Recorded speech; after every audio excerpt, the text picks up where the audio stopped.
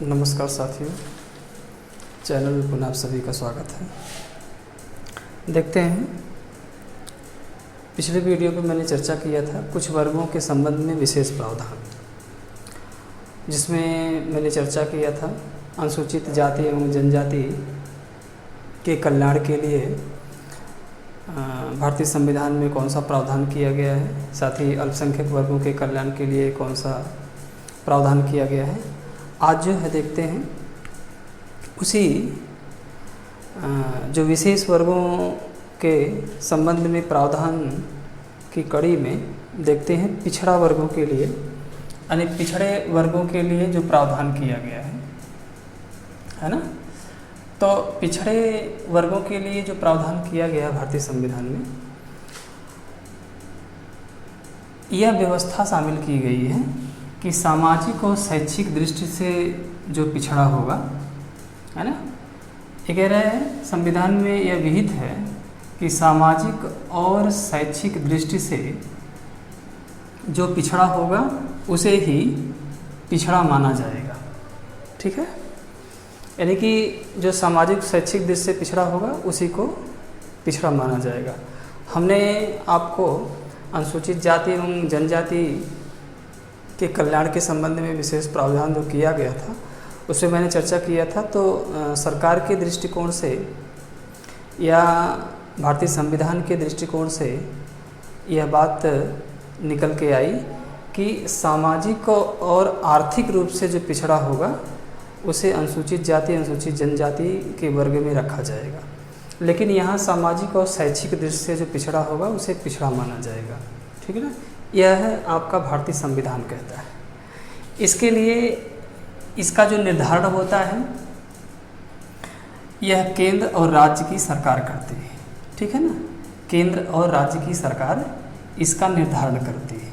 ठीक, लेकिन निर्धारण तो करती है, लेकिन कौन पिछड़ा है या नहीं है इसका निर्धारण जो कौन करता है, भारत का राष्ट्रपति करता है। राष्ट्रपति करता है, यानी कि पिछड़ों में से किन जातियों को निकालना है और किन्हें शामिल करना है, यह अधिकार जो है भारत के राष्ट्रपति को प्रदान किया गया है। और बाकायदा वह संसद में कानून ला करके ही पारित किया जाएगा।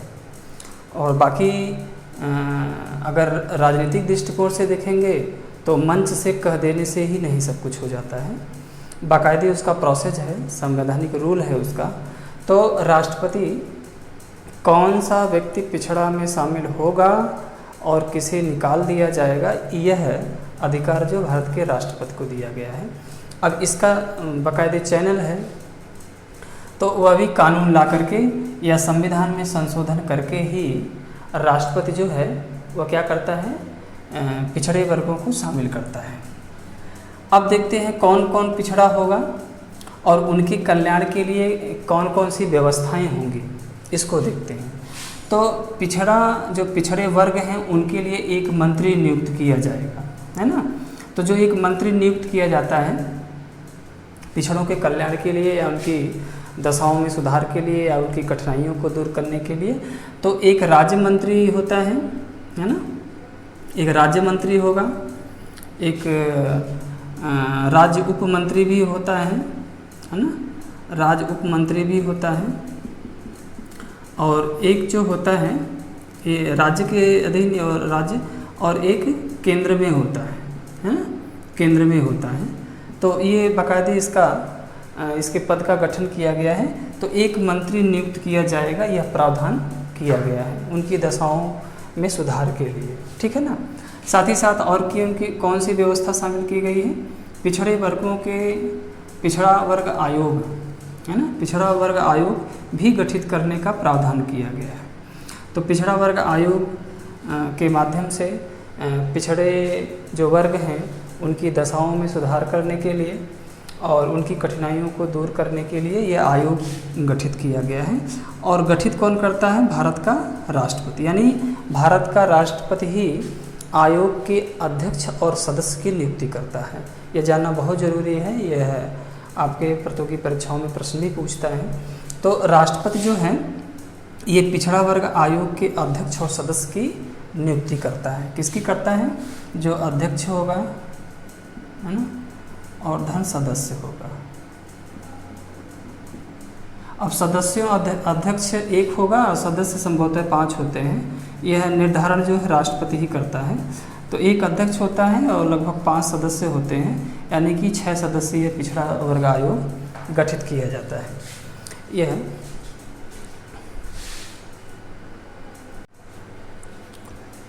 इसके साथ ही साथ देखेंगे पिछड़ा वर्ग आयोग अब तक कितनी बार गठित किया गया है। तो पिछड़ा वर्ग आयोग जो गठित किया गया है अब तक 2 बार किया गया है। और इसके अंतर्गत जो देखेंगे तो 29 जनवरी 1953 में पहला पिछड़ा वर्ग आयोग गठित किया गया था, है ना। 1953 में पहला पिछड़ा वर्ग आयोग गठित किया गया। उस समय उसके अध्यक्ष थे काका कालेलकर, है ना। काका कालेलकर आयोग या ये पिछड़ा वर्ग आयोग के नाम से जाना जाता है। तो 1953 में ये पहला गठित किया गया था। दूसरा जो गठित किया गया था 20 सितंबर 1978 को किया गया था, है ना। 20 सितंबर 1978 को दूसरा किया गया था। कौन था उस समय अध्यक्ष? बीपी मंडल उस समय अध्यक्ष थे। और यह जानना जरूरी होगा कि काका कालेलकर की जो रिपोर्ट थी उसे जो है अमान्य कर दिया गया था, ठीक है ना। जो काका कालेलकर की रिपोर्ट थी उसे अमान्य कर दिया गया।